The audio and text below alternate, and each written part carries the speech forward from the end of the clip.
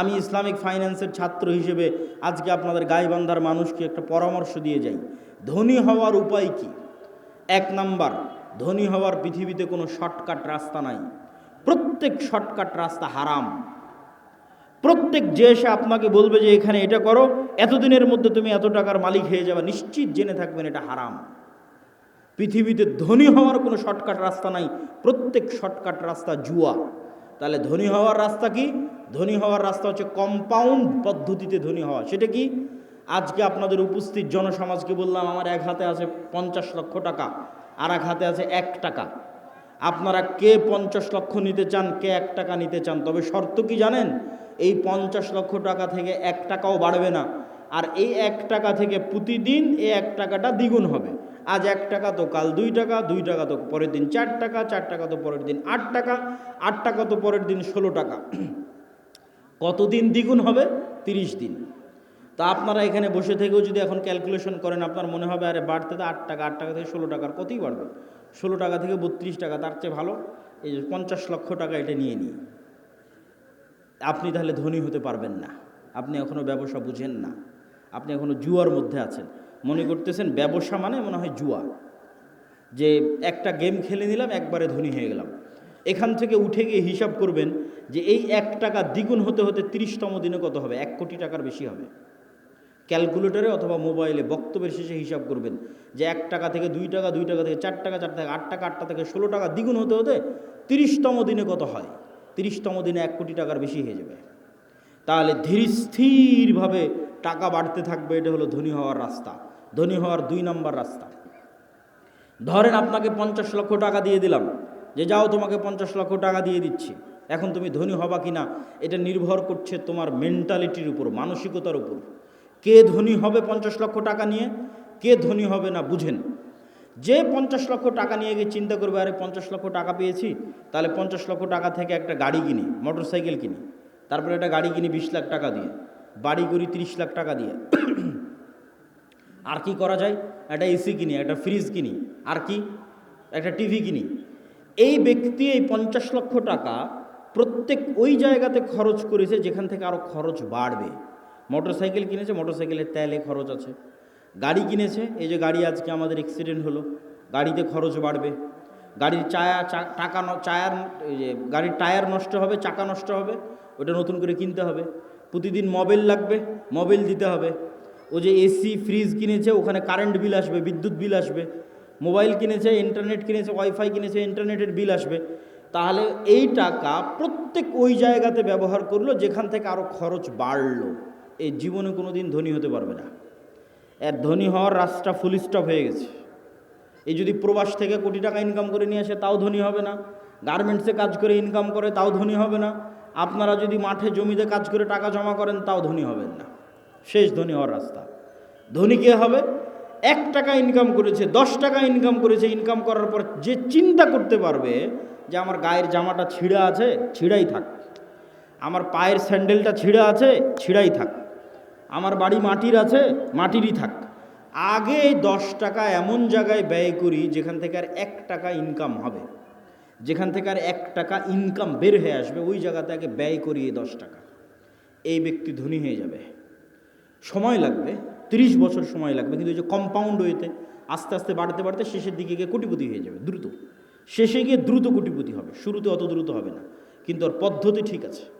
আর 10 টাকা ইনকাম করে বলবেন আজকে নতুন জামা লাগবে, 10 টাকা ইনকাম করে বলবেন আজকে নতুন স্যান্ডেল লাগবে, আজকে এসি ফ্রিজ লাগবে, জীবনে ধনী হবে না। যে টাকা এমন জায়গায় ব্যয় করতে পারে যেখান থেকে আবার টাকা ইনকাম হওয়ার রাস্তা তৈরি হবে, এ ধনী হয়ে যাবে আজকে যতই গরিব থাকুক। তাহলে মুসলমানদের ধনী হওয়া ছাড়া, অর্থনৈতিক মুক্তি ছাড়া গোলামি থেকে মুক্তির রাস্তা নাই। আজকের পুরো পৃথিবী টিকেই আছে ডলারের গোলামির উপর। ভেনেজুয়েলার প্রেসিডেন্টকে হাত পা বেঁধে তুলে নিয়ে যাওয়ার কারণ কি? টাকা, তেল। আজকে মুসলমানেরা মুক্তি পাচ্ছে না কেন? ডলার ভিত্তিক অর্থনীতির গোলাম। সব IMF, ওয়ার্ল্ড ব্যাংকের কাছ থেকে লোন নিয়ে রেখেছে। সারা পৃথিবীর সকল অর্থনীতির কন্ট্রোল ইহুদিদের হাতে। তাহলে মুসলমান বলবে আমি ঘুমাবো, বসে থাকবো, ফ্রি ফায়ার পাবজি খেলবো, ব্যবসা করবে না, টাকা পয়সা ইনকাম করবে না, মুক্তি হবে? এটা অসম্ভব। ব্যবসা করতে হবে, টাকা পয়সা ইনকাম করতে হবে। আল্লাহ সুবহানাহু ওয়া তাআলা কবুল করুক, আল্লাহুম্মা আমিন। গোলামি থেকে মুক্তির জন্য 2 নম্বর করণীয়, ঈমান বিল গায়বে ইয়াকিন এবং সর্বোচ্চ তাওহীদে বিশ্বাস। আল্লামা ইকবাল লিখেছেন, ये दौर अपने बराहिम की तलाश में है। আজকের যুগে মুসলমানদের মুক্তির একটাই রাস্তা, আজকে মুসলমানদের মধ্যে একজন ইব্রাহিম আলাইহিস সালাম লাগবে। নাই, ইব্রাহিম আলাইহিস সালাম নাই মুসলমানদের মধ্যে। আল্লামা ইকবাল গবেষণা করে দেখেছে, অনুসন্ধান করে দেখেছে, মুসলমানদের মধ্যে সালাত আদায়কারী আছে, রোজাদার আছে, দানবীর আছে, ইব্রাহিম আলাইহিস সালামের মতো সর্বোচ্চ তাওহীদে বিশ্বাসী নাই। আপনারা আহলে হাদিস মানুষ মনে করছেন আমরা তো কবরে যাই না, আমরা তাবিজ কবজ ব্যবহার করি না, আমরা শিরক করি না, তাহলে আমাদেরও কিসের তাওহীদে কমতি আছে? সেটা কোথায়? ইব্রাহিম আলাইহিস সালাতু ওয়াস সালামের তাওহীদ মানে তার হৃদয় শুধু এই কবর আর শিরক থেকে মুক্ত নয়, তার হৃদয় টাকার প্রভাব থেকে মুক্ত, নেশার প্রভাব থেকে মুক্ত, নারীর প্রভাব থেকে মুক্ত, ক্ষমতার প্রভাব থেকে মুক্ত। কোনো একটার প্রলোভন দেখিয়ে তাকে আল্লাহর আনুগত্য থেকে দূরে করা যাবে না। তুমি আহলে হাদিস হলে কি হবে, সালাফি হলে কি হবে, কবরে পূজা না দিলে কি হবে? তুমি তো বিড়িখোর, সিগারেটখোর, বিড়ি সিগারেটের নেশায় আছো, তাহলে তোমার ইলাহকে ওই বিড়ি সিগারেট। ইলাহাহু হাওয়া, যার নফসকে সে নিজের ইলাহ বানিয়ে নিয়েছে। তুমি টাকার জন্য হালাল হারাম বাস বিচার না করেই টাকার জন্য পাগল, তাহলে তোমার ইলাহকে টাকা। তুমি ক্ষমতার জন্য বাস বিচার না করে মানুষ হত্যা করতে পারো, মিছিল মিটিং করতে পারো, মিথ্যা কথা বলতে পারো, তাহলে তোমার ইলাহকে ক্ষমতা। তাহলে যার অন্তরে হয় ক্ষমতার প্রভাব আছে, না হয় নারীর প্রভাব আছে, না হয় টাকার প্রভাব আছে, না হয় জুয়ার প্রভাব আছে, না হয় অন্য কোনো নেশার প্রভাব আছে, এ তাওহীদপন্থী নয়, এই ইব্রাহিম আলাইহিস সালাতু ওয়াস সালামের উত্তরসূরি নয়। যতই শিরকে আকবার না করুক, বড় শিরক না করুক, ইব্রাহিম আলাইহিস সালাম কে? যার হৃদয় শুধু ওটাই চায় যেটা আল্লাহ বলেছে, তার হৃদয় ওটাই ভালোবাসে যেটা আল্লাহ ভালোবাসে, তার হৃদয় ওটাই ঘৃণা করে যেটা আল্লাহ ঘৃণা করে। এটা এত সহজ নয়। আল্লাহ যেটা ঘৃণা করতে বলেছে ওটাকে আপনি শতভাগ ঘৃণা করবেন, আর আল্লাহ যেটা ভালোবাসতে বলেছে ওটাকে আপনি জান প্রাণ দিয়ে ভালোবাসবেন। এই মহব্বত, এই ভালোবাসা আল্লাহ সুবহানাহু ওয়া তাআলার সাথে, এই সম্পর্ক আল্লাহ সুবহানাহু ওয়া তাআলার সাথে, আল্লাহকে আপনি ওই লেভেলের ইলাহ মানেন, এই মুসলমান হওয়া এত সহজ নয়। ওই ইব্রাহিম আলাইহিস সালাতু ওয়াস সালাম হওয়া অত সহজ নয়, কিন্তু ইব্রাহিম আলাইহিস সালাম লাগবে। মুক্তি ইব্রাহিম আলাইহিস সালাতু ওয়াস সালামের মতো মানুষ হওয়া ছাড়া সম্ভব নয়। 2 নাম্বার, ঈমান বিল গায়বে ইয়াকিন। গায়েব মানে যা চোখে দেখা যায় না। আজকে এখানে আব্দুল্লাহ বিন আব্দুর রাজ্জাক উপস্থিত হয়েছে, এটা আপনারা চোখে দেখতে পাচ্ছেন, কিন্তু এখানে যে ফেরেশতারা উপস্থিত হয়েছে এটা কি দেখতে পাচ্ছেন? দেখতে পাচ্ছেন না। কিন্তু ফেরেশতারা যে উপস্থিত হয়েছে ওটাকে যেই দিন এইভাবে বিশ্বাস করতে পারবেন, যেভাবে এখন আমাকে দেখে যেটা আপনার অন্তরে যেই মাত্রার বিশ্বাস, যেখানে আব্দুল্লাহ বিন আব্দুর রাজ্জাক উপস্থিত আছে, এই মাত্রার বিশ্বাস যেই দিন হবে যে না এখানে আমার পাশে ফেরেশতারা বসে আছে, এটার নাম ঈমান বিল গায়বে ইয়াকিন। এটা হচ্ছে দেখতে পাওয়া, ভিজুয়ালাইজ করা। কবরকে আপনি দেখতে পাচ্ছেন, জান্নাতকে আপনি দেখতে পাচ্ছেন, জাহান্নামকে আপনি দেখতে পাচ্ছেন। আপনি কল্পনা করেন, আসহাবুল উখদুদের ঘটনা বলছিল তাওহীদ ভাই, ওমা নাকামু মিনহুম ইল্লা ইউমিনু বিল্লাহিল আজিজিল হামিদ, বলছে যে আগুনের মধ্যে ঢুকে যাচ্ছে। ঘটনা তো ভাই বলেছে, আমি শুধু লজিক বলি। ওদের বাড়ি আছে, ঘর আছে, বাড়ি ঘর রেখে সাক্ষাৎ আগুনের মধ্যে কিভাবে ঢুকে? একটা রাস্তা ছাড়া ওই আগুনের মধ্যে ঢুকার কোনো রাস্তা নেই। আপনি পারবো না। পারবো একটা শর্ত পূরণ করলে। সেটা কি? আসহাবুল উখদুদের ঈমান বিল গায়বে ইয়াকিন এত বেশি ছিল যে ওরা ওই আগুনের মধ্যে জান্নাত দেখতে পাচ্ছিল। ওরা আগুনে ঢোকেনি রে পাগলা, ওরা জান্নাতে ঢুকেছে। আল্লাহু আকবার। আপনি মনে করছেন আগুনে ঢুকেছে, কিন্তু ওরা তো আগুন দেখতেই পায়নি। ওরা ওই আগুনের জান্নাত দেখতে পেয়েছে। আমরা কিসে ঢুকছি? জান্নাতে ঢুকতেছি। জান্নাতকে এরকম ভিজুয়ালাইজ যতক্ষণ না করতে পারে ঢোকা সম্ভব নয়। আর ওরা যখন পেছন মুড়িয়ে নিজের বাড়ি ঘর দেখেছে তখন দেখতে পাচ্ছে। আপনি দেখছেন বাড়িতে এসি আছে, ফ্রিজ আছে, ঘর বাড়ি আছে, ছেলে মেয়ে আছে, কিন্তু ওরা যখন বাড়ির দিকে তাকিয়ে দেখেছে তখন দেখছে আর এখানে তো জাহান্নামের আগুন জ্বলছে। সত্যি দেখতে পাচ্ছে, কাল্পনিক নয়, সত্যি দেখতে পাচ্ছে। আর আমাদের বাড়ি ঘরে তো জাহান্নামের আগুন জ্বলছে, ওরে বাবারে, এখানে ফেরত যাওয়া যাবে না। আর এই আগুনের মধ্যে কি দেখতে পাচ্ছে? জান্নাত। আর এখানে তো ঢুকতে হবে। এর নাম হচ্ছে ঈমান বিল গায়বে ইয়াকিন।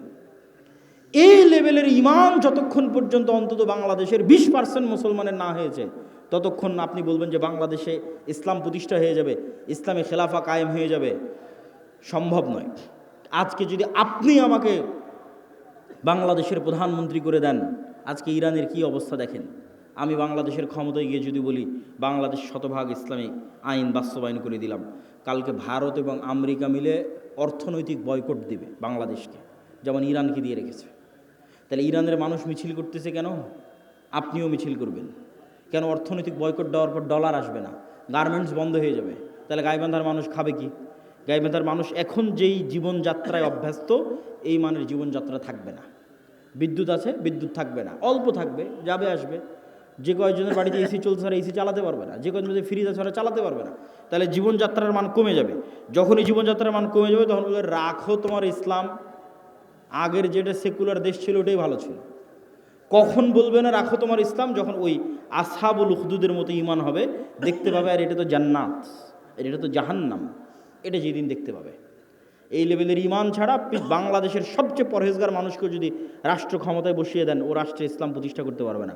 বাংলাদেশের মানুষও ওকে টেনে নামাবে যে তুই ক্ষমতায় থাকলে আমরা খেতে পাই না, টেনে নামাবে। কিন্তু যখন মনে করবে যে আমি খেতে পাচ্ছি না, এটাই কোরআনের ওই আয়াত, আম হাসিবতুম আন তাদখুলুল জান্নাহ ওয়ালাম্মা ইয়াতিকুম মাসালুল লাযীনা খালাউ মিন ক্বাবলিকুম মাসাতহুমুল বাসা ওয়াদ দাররা ওয়া যুলজিলু হাত্তা ইয়াকুলার রাসূলু ওয়াল লাযীনা আমানু মাআহু মাতা নাসরুল্লাহ। দুনিয়ার মানুষ, জান্নাত কি তোমাদের নানির বাড়ি?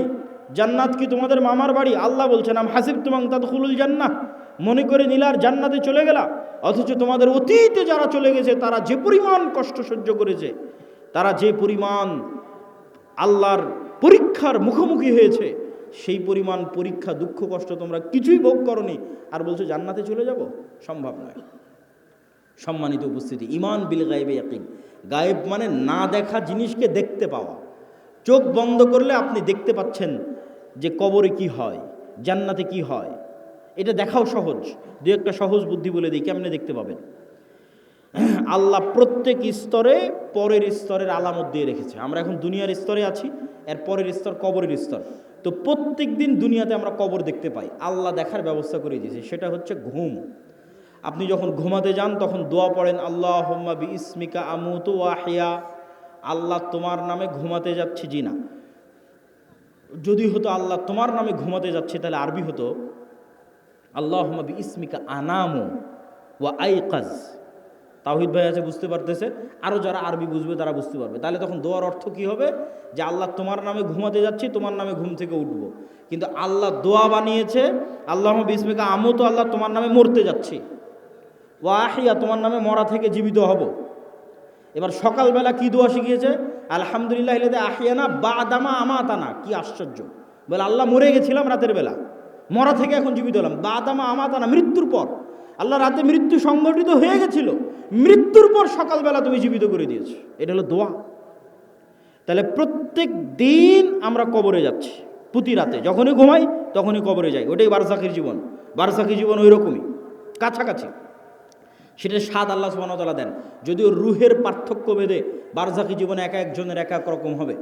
যেমন যারা শহীদের রূহ, এরা পাখি হিসেবে জান্নাতে উড়বে, ওর উপর আল্লাহর খাস রহমত আছে, বিশেষ রহমত আছে, যে কোটি টাকার মালিক আবার সেই টাকা আল্লাহর রাস্তায় ব্যয় করার তৌফিক পেয়েছে, দাউদ আর সুলাইমান আলাইহিমাস সালাতু ওয়াস সালামের মতো। সম্মানিত উপস্থিতি, টাকা পয়সার গুরুত্ব যেমন দুনিয়াতে আছে, টাকা পয়সার গুরুত্ব তেমন পরকালে আছে। গোলামি থেকে মুক্তির জন্য অর্থনৈতিক মুক্তি ছাড়া অন্য রাস্তা পাওয়া খুব কঠিন। অর্থনৈতিক মুক্তি লাগবেই। এটা আমি আপনি যতটুকু ভালো বুঝি, আমার এবং আপনার চেয়ে মুহাম্মদ সাল্লাল্লাহু আলাইহি ওয়াসাল্লাম ভালো বুঝতেন। মুহাম্মদ সাল্লাল্লাহু আলাইহি ওয়াসাল্লাম যখন মক্কা থেকে হিজরত করে মদিনায় গেলেন, তখন দেখলেন মদিনার আনসারেরা কৃষক, আর মদিনার সকল ব্যবসা বাণিজ্যের মালিক হচ্ছে ইহুদিরা। আর মদিনা রাষ্ট্রের প্রধানমন্ত্রী করে দেওয়া হয়েছে রাসূল সাল্লাল্লাহু আলাইহি সাল্লামকে। তাহলে টাকা ছাড়া প্রধানমন্ত্রী হয়ে দেশ চালানো যাবে না, টাকার মালিক থাকবে ইহুদি, আর আমি প্রধানমন্ত্রী, তো নাম কাওয়াস্তে প্রধানমন্ত্রী, ঢাল নাই তলোয়ার নাই নিধিরাম সর্দার। টাকার মালিকও মুসলমানদের হতে হবে, তাহলে রাষ্ট্র চলবে।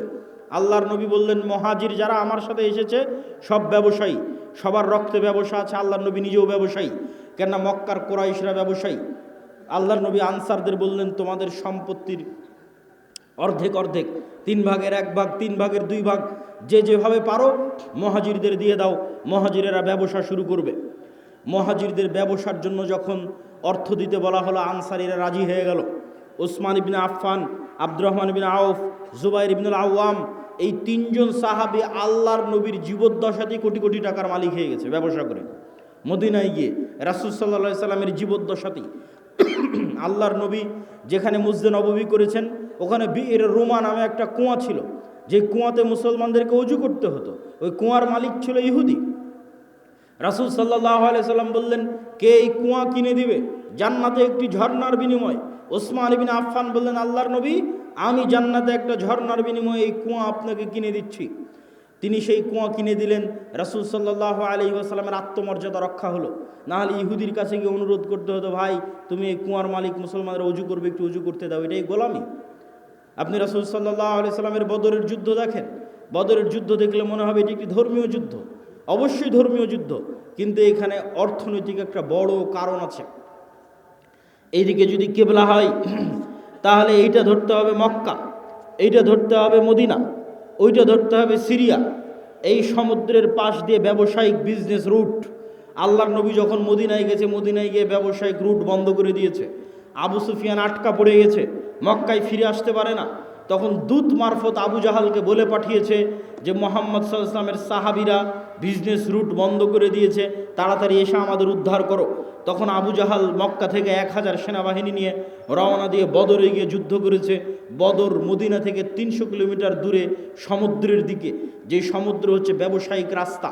তাহলে ব্যবসায়িক রাস্তা পরিষ্কার করতে আবু জাহাল আবু সুফিয়ানকে যুদ্ধ করতে হয়েছে, কেননা তারা আতঙ্কিত হয়ে গেছিল।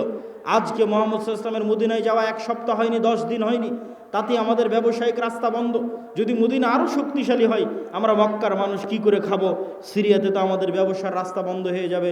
তাহলে বদরের যুদ্ধ দেখতে মনে হলেও ধর্মীয় যুদ্ধ, তার পিছনে অর্থনৈতিক বড় একটা কারণ আছে। রাসূল সাল্লাল্লাহু আলাইহি ওয়াসাল্লাম খুব ভালোভাবে জানতেন টাকার প্রয়োজন আছে। অর্থনৈতিক মুক্তির মাধ্যমে গোলামি থেকে মুক্তি হয়। আর আমাদেরকে গোলাম বানিয়ে রাখার জন্যই সুদি যে প্রথা, এই সুদি প্রথা হচ্ছে আমাদেরকে গোলাম বানিয়ে রাখার একটা অন্যতম মাধ্যম, একটা অন্যতম উপায়।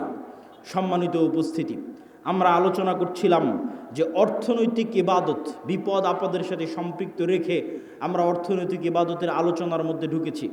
আলোচনার এ পর্যায়ে এসে আজকে যারা এখানে প্রোগ্রামের আয়োজন করেছে তাদের সহযোগিতা করার জন্য আপনাদেরকে উদাত্ত আহ্বান জানিয়ে, যদি তাদের স্বেচ্ছাসেবকগণ আপনাদের মধ্যে যায়, তাহলে তাদের এই মক্তব কার্যক্রম, তাদের দ্বীনি সেবামূলক কার্যক্রম কেউ যেতে চাইলে আমি এখনই যাওয়ার জন্য বিশেষভাবে অনুরোধ করব। যদি তারা যায় তাহলে আপনারা অবশ্যই একটা ঘটনা শুনেন এবং সেই ঘটনার সাথে সাথে দানও করতে থাকেন। রাসূল সাল্লাল্লাহু আলাইহি ওয়াসাল্লামের কাছে একজন গরিব ফকির মিসকিন সাহাবী এসে বললেন, আল্লাহর নবী, এটা হচ্ছে আমার বাড়ি, আমার বাড়ির পাশে একটা ধনী মানুষের বাড়ি, তার খেজুরের গাছের ডালপালা আমার বাড়িতে এসে থাকে। তো আমার ছেলেপেলে তার গাছ থেকে খেজুর পেড়ে খায়, তো সে আমাকে খুব বকাবকি করে, আল্লাহর নবীর কাছে বিচার দিচ্ছে। আল্লাহর নবী বললেন, ওই ধনী ব্যক্তিকে তুমি জান্নাতে একটা খেজুর গাছের বিনিময়ে এই খেজুর গাছটাই গরিবকে দিয়ে দাও। তোমার তো অনেক খেজুর গাছ আছে, জান্নাতে একটা খেজুর গাছের বিনিময়ে খেজুর গাছটা গরিবকে দিয়ে দাও।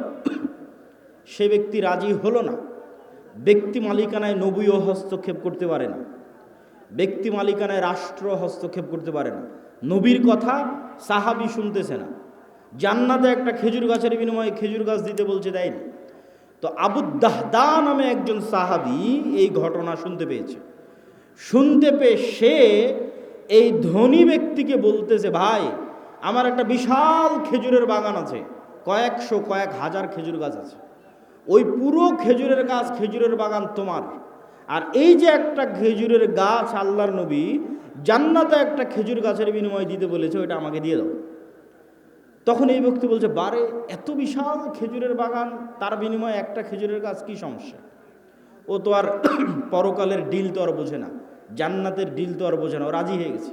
তখন আবু দাহদা তার বিশাল খেজুরের বাগান ওই ব্যক্তিকে দিয়ে দিল, আর ওই ব্যক্তি তখন একটা খেজুরের গাছ একে দিয়ে দিল। এখন আল্লাহর নবীকে এসে জিজ্ঞেস করে বলে, আল্লাহর নবী, এই খেজুরের গাছের মালিক এখন আমি, আপনি বলেছিলেন এই খেজুরের গাছ যদি এই গরিবকে দেওয়া হয় জান্নাতে একটা খেজুরের গাছ হবে, কথা কি ঠিক? রাসূল সাল্লাল্লাহু আলাইহি সাল্লাম বললেন, হ্যাঁ কথা ঠিক। বললেন, তাহলে জান্নাতে একটা খেজুরের গাছের বিনিময়ে এই খেজুরের গাছ এই গরিব মিসকিনকে দিয়ে দিলাম। আল্লাহু আকবার। বাড়িতে এসে স্ত্রীকে বলছে, স্ত্রী কি?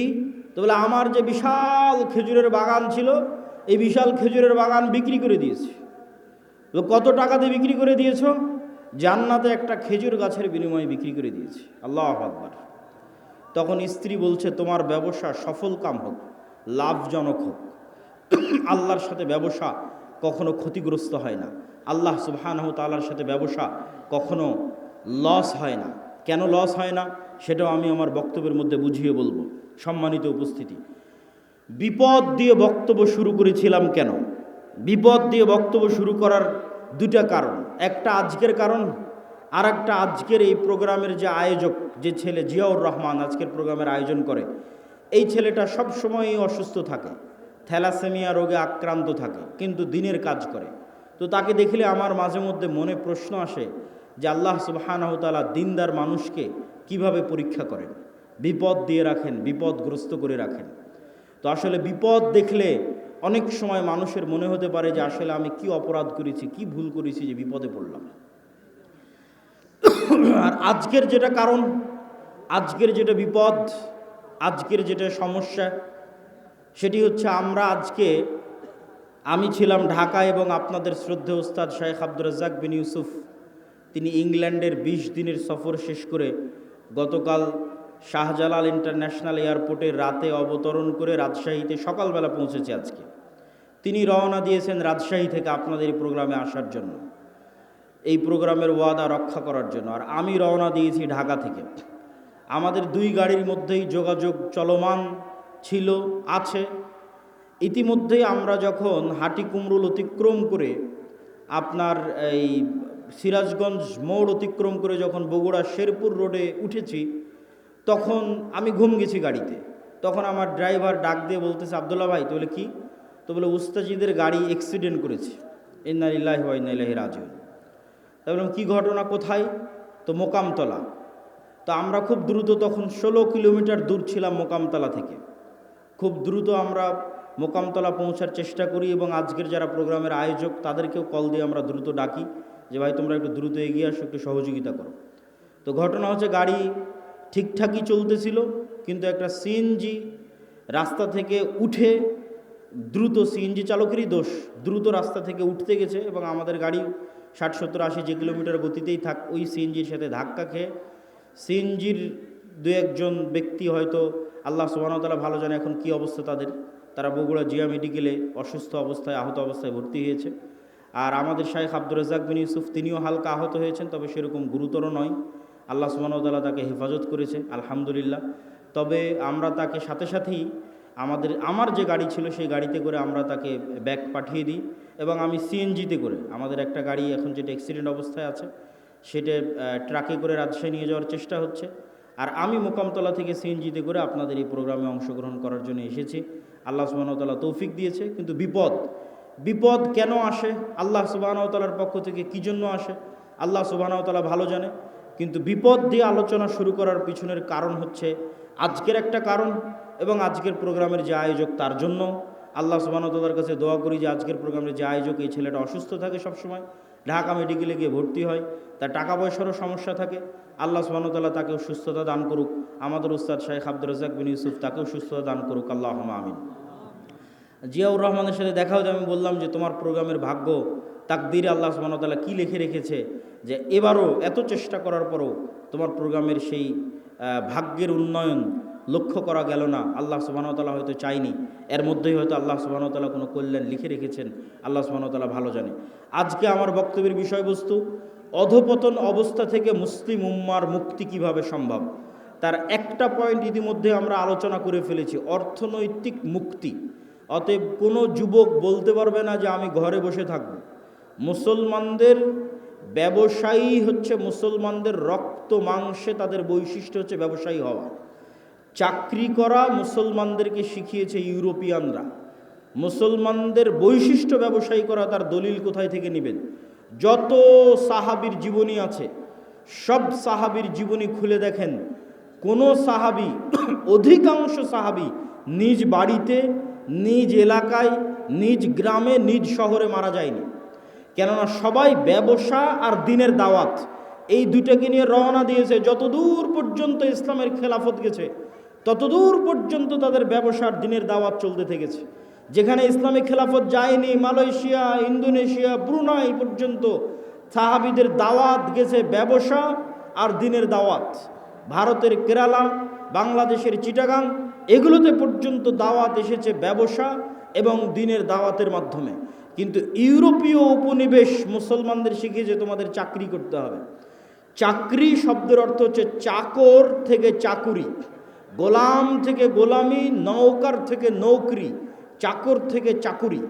চাকুরির মধ্যে একটু হলেও গোলামের আলামত এবং স্বভাব আছে।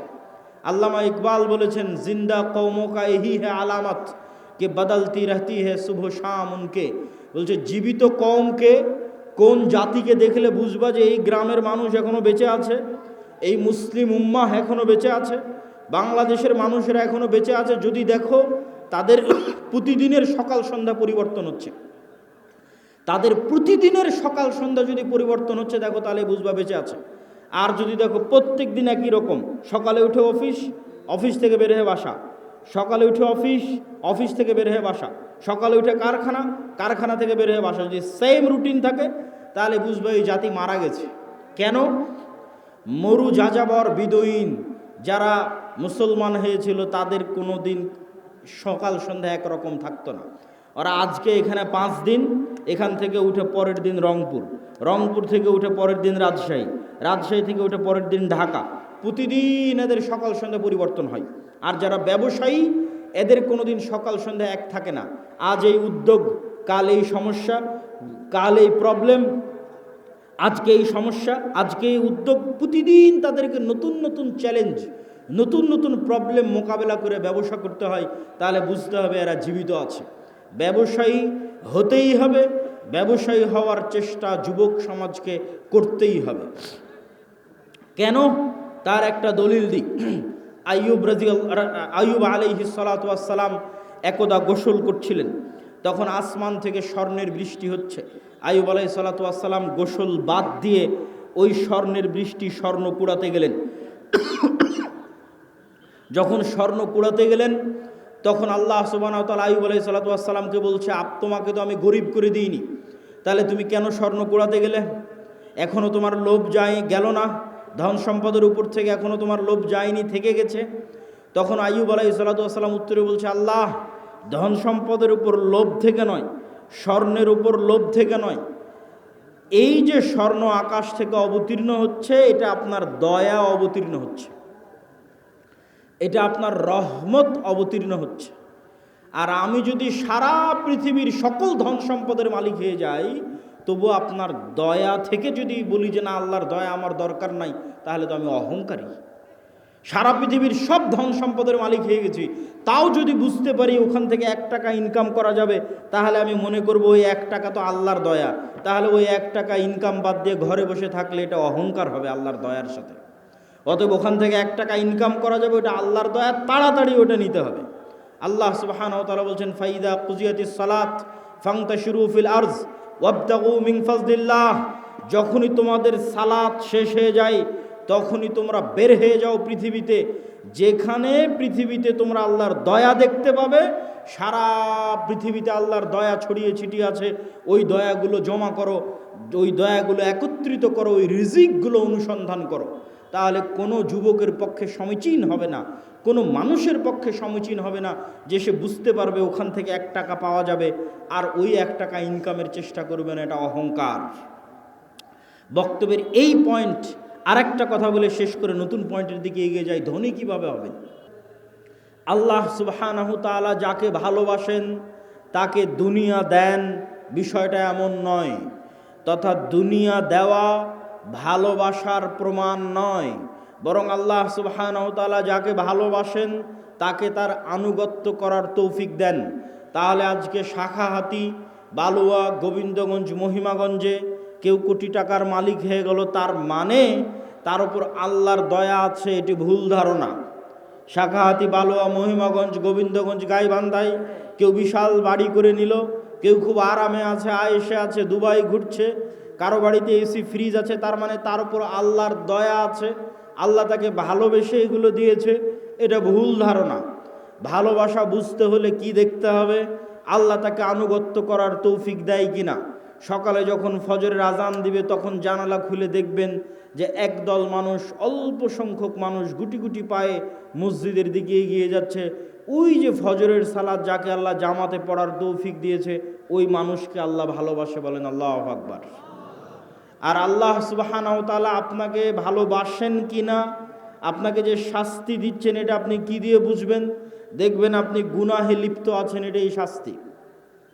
এর চেয়ে বড় শাস্তি পৃথিবীতে আর হয় না। আল্লাহ আপনাকে হারাম কাজে লিপ্ত রেখেছে, এটাই শাস্তি। আল্লাহ আপনাকে গুনাহে লিপ্ত রেখেছে, এটাই শাস্তি। পৃথিবীর নিকৃষ্ট থেকে নিকৃষ্ট কাজ আপনার হাত দিয়ে হচ্ছে, এটাই শাস্তি। আপনি আল্লাহর রহমতের দরজা থেকে বিতাড়িত, আল্লাহর রহমতের দুয়ার থেকে বিতাড়িত, এটাই শাস্তি। অতএব দুনিয়া পাওয়ার উপর নির্ভর করে না যে মানুষকে আল্লাহ সুবহানাহু ওয়া তাআলা ভালোবাসেন কিনা, বরং দুনিয়াতে আল্লাহ তাকে আল্লাহর আনুগত্যের তৌফিক দিচ্ছে কিনা, এইটা দিয়ে সে বুঝতে পারবে যে হ্যাঁ, আল্লাহ আমাকে 5 ওয়াক্ত নামাজ পড়ার সুযোগ দিচ্ছে, তার মানে আল্লাহর দয়া আমার উপর আছে। আর 5 ওয়াক্ত নামাজ এত চেষ্টা করি তাও পড়তে পারি না, তাহলে আল্লাহর দয়া আসলে নাই। এত চেষ্টা করি কোরআন পড়তে পারি না, তাহলে আল্লাহর দয়া আমার সাথে নাই। কোনো একটা সমস্যা আছে যে কারণে আমি আল্লাহর দয়া পাচ্ছি না। আল্লাহর দয়া পাওয়ার আলামতই হচ্ছে আমি 5 ওয়াক্ত সালাত আদায় করতে পারছি, আমি কোরআন তেলাওয়াত করতে পারছি, এটাই আল্লাহর দয়া পাওয়ার আলামত। আর আল্লাহ সুবহানাহু ওয়া তাআলা আপনাকে ভালোবাসেন কিনা সেটা বোঝা যাবে স্থায়ী ঠিকানা পরকাল, যেটা বহু বক্তব্যে বলেছি, ঈমান বিল গায়বে ইয়াকিন।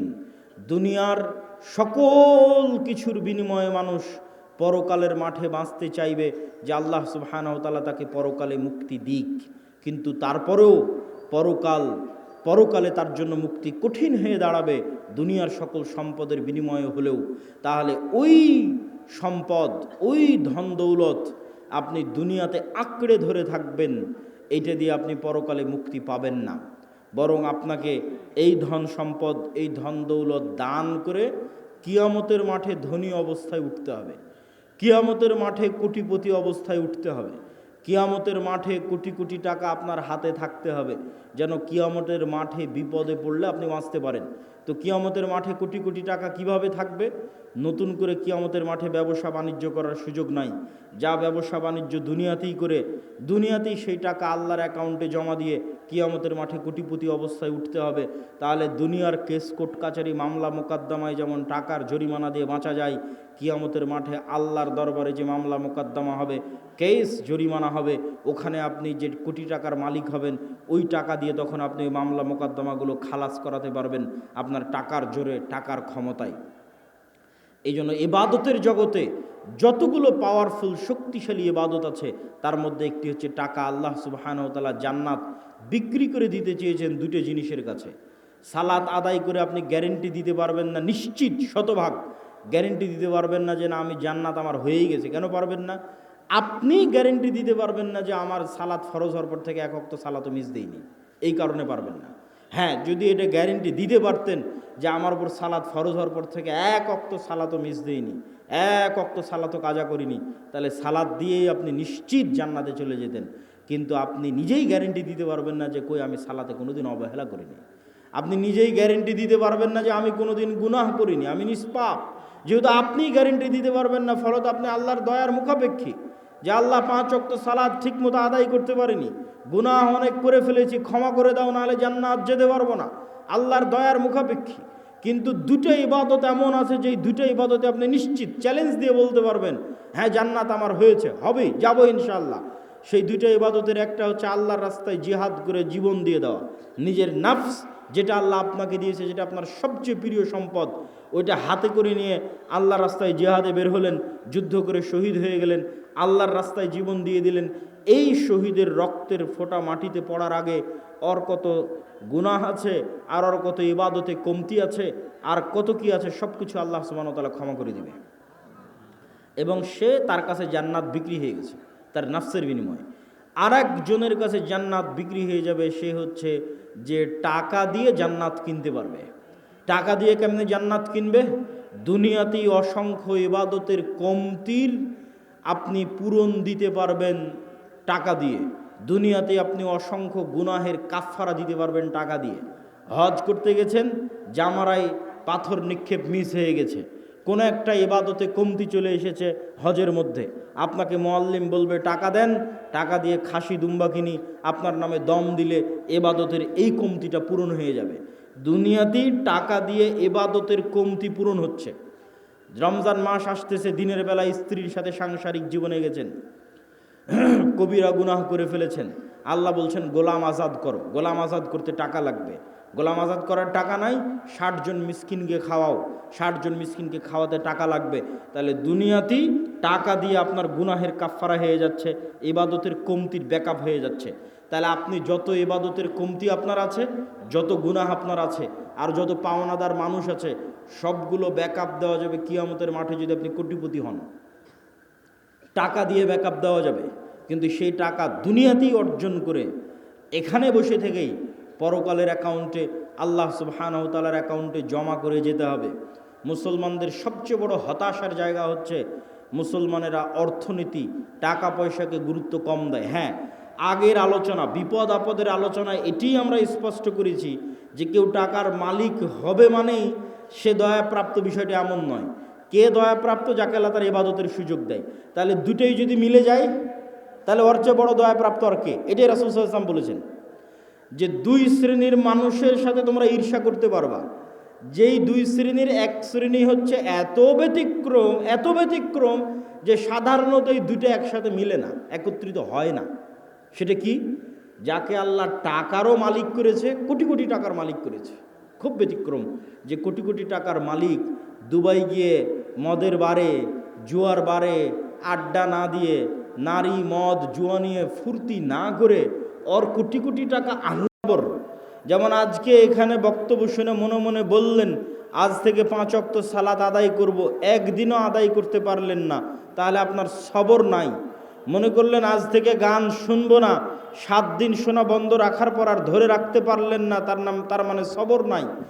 নিজেকে কোনো কিছুর উপর ধরে রাখা, ঠিক মুরগিকে যেমন টোপা দিয়ে আটকে রাখা হয়েছে, বেঁধে রাখা হয়েছে, ধরে রাখা হয়েছে, এরকম যে আমি প্রতিদিন সূরা ইখলাস পড়ব, কোরআন পড়ব, এটার উপর নিজেকে ধরে রাখতে পারতেছি, একদিনও মিস যাচ্ছে না, এটা সবর।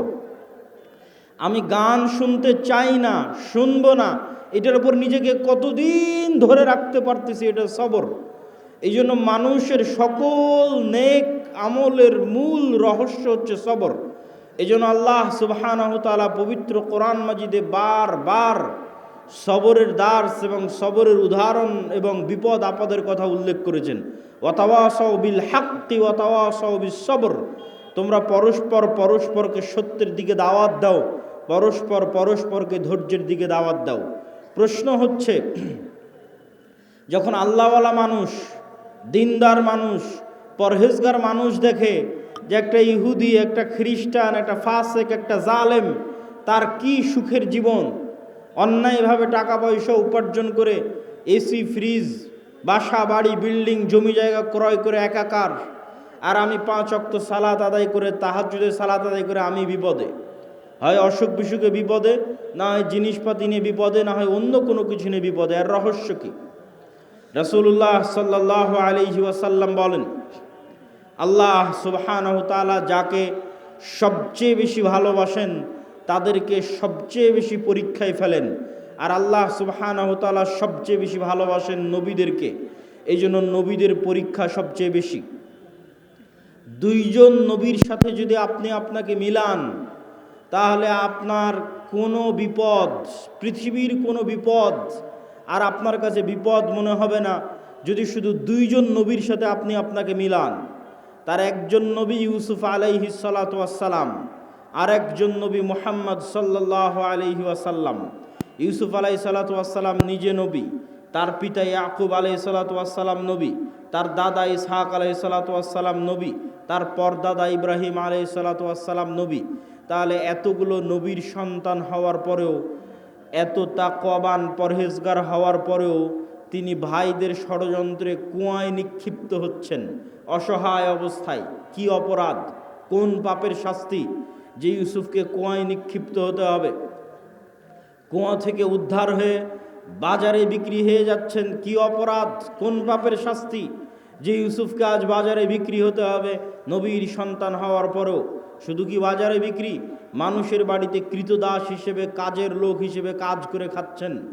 অথচ নবী, তার পিতা নবী জীবিত আছে, তার পিতা তার জন্য দোয়া করতেছে। কোন পাপের অপরাধ, কোন পাপের শাস্তিতে ইউসুফ আলাইহিসসালাম মানুষের বাড়িতে কাজ করে খাচ্ছেন? ইউসুফ আলাইহিসসালাম মানুষের বাড়িতে কাজ করছেন, ঠিক আছে, তারপরে মিথ্যা অপবাদ তার উপর আরোপিত হলো। মিথ্যা অপবাদ আরোপিত হওয়ার পর জেলখানায় গেলেন। জেলখানায় বিনা অপরাধে বিনা বিচারে জেল খাটলেন 7 বছর। এরকম কোনো একটা মানুষের জীবনে এই ঘটনাগুলো একত্রিত হওয়া, যে আপনি নিজেকে নিজের সাথে তুলনা করে দেখেন যে আপনার ভাইয়েরা আপনার বিরুদ্ধে ষড়যন্ত্র করে ছোটোবেলাতে আপনাকে হত্যা করতে চেয়েছে, এরকম আপনার সাথে হয়েছে কিনা?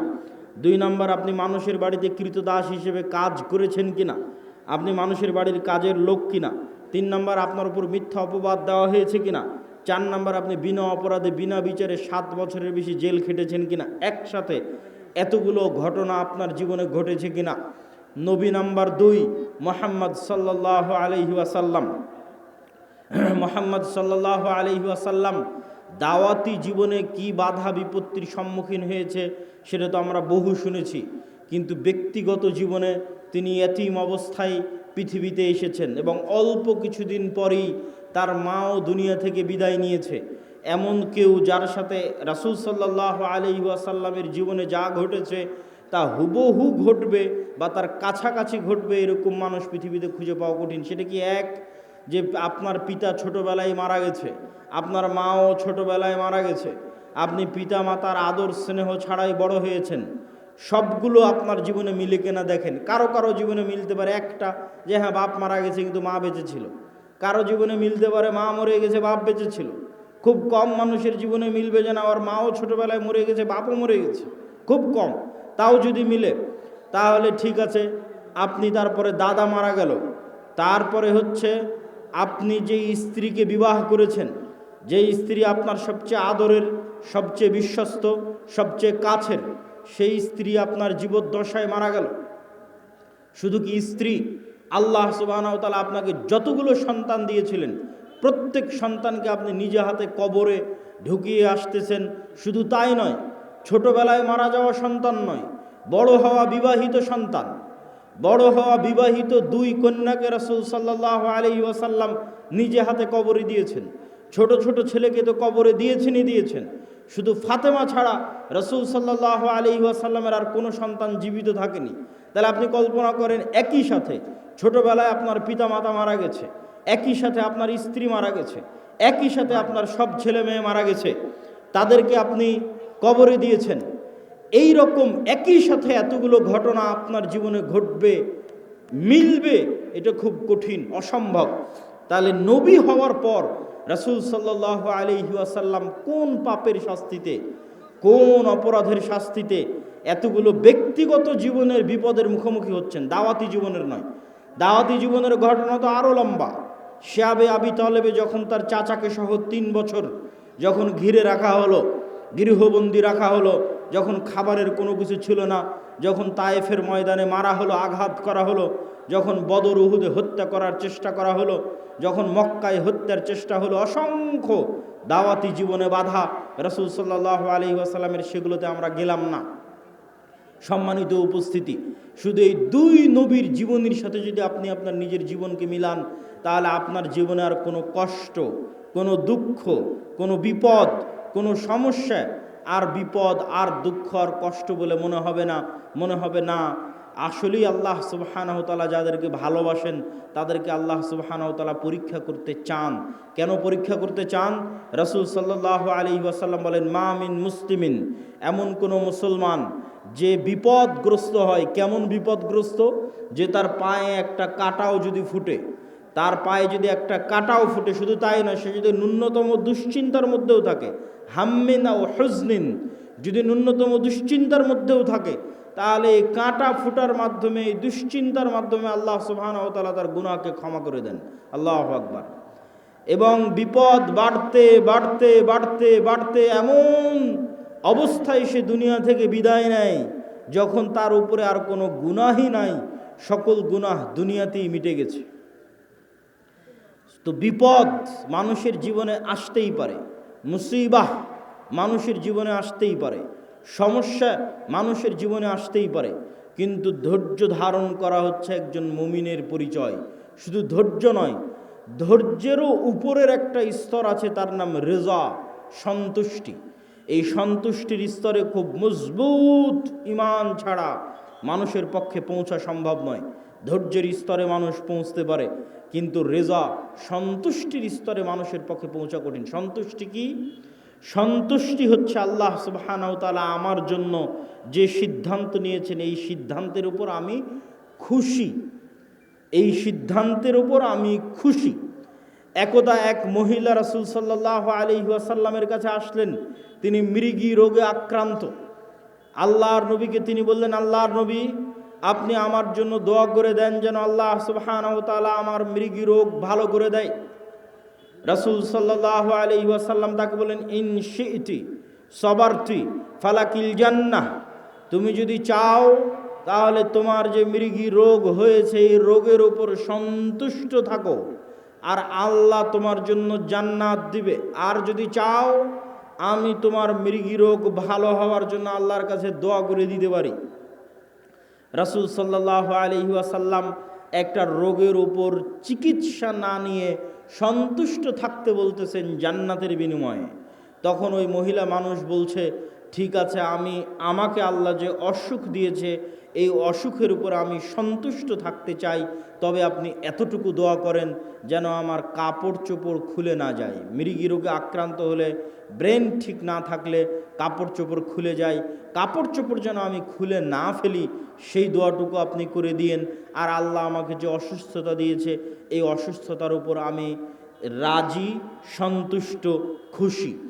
তো রেজার স্তর হচ্ছে সর্বোচ্চ স্তর, যে সর্বোচ্চ স্তরে আল্লাহ মানুষের সাথে যে ফায়সালা করে, আল্লাহ আপনার সাথে যা ঘটতেছে এটা আল্লাহর ফায়সালায় ঘটতেছে, আল্লাহর ইচ্ছায় ঘটতেছে, আল্লাহর অনুমতিতে ঘটতেছে।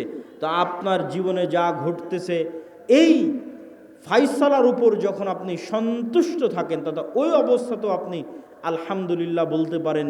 ধৈর্য মানুষ ধরে একটু দুঃখ পাওয়ার পর, একটু কষ্ট পাওয়ার পর, একটু দুশ্চিন্তা করার পর, টেনশন করার পর রেজা, যে অবস্থায় আছে ওই অবস্থার উপর আল্লাহ সুবহানাহু ওয়া তাআলার সিদ্ধান্তের উপর খুশি হওয়া, মনে কোনো প্রভাব, কোনো দাগ না কাটা, সর্বোচ্চ স্তরের তাওহীদ ছাড়া এটা সম্ভব নয়। সর্বোচ্চ স্তরের তাওহীদ দিয়ে মানুষ বিনা হিসাবে জান্নাতে যাবে। সেই বিনা হিসাবে যারা জান্নাতে যাবে ওই রকম লেভেলের মানুষের পক্ষে সম্ভব যে আল্লাহ সুবহানাহু ওয়া তাআলা তার সাথে যে সিদ্ধান্ত গ্রহণ করবেন সেই সিদ্ধান্তের উপর সে রাজি খুশি থাকবে।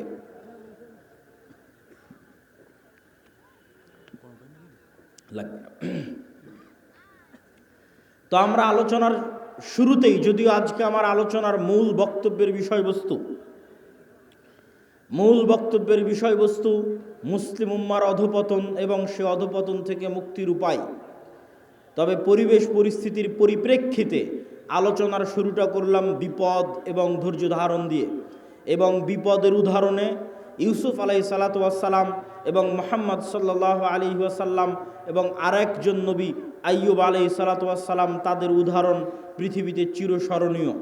শুধু তাই নয়, আরেকটি হাদিস রাসূল সাল্লাল্লাহু আলাইহি ওয়াসাল্লামের শুনে এই পয়েন্ট আমরা শেষ করব। রাসূল সাল্লাল্লাহু আলাইহি ওয়াসাল্লাম বলছেন,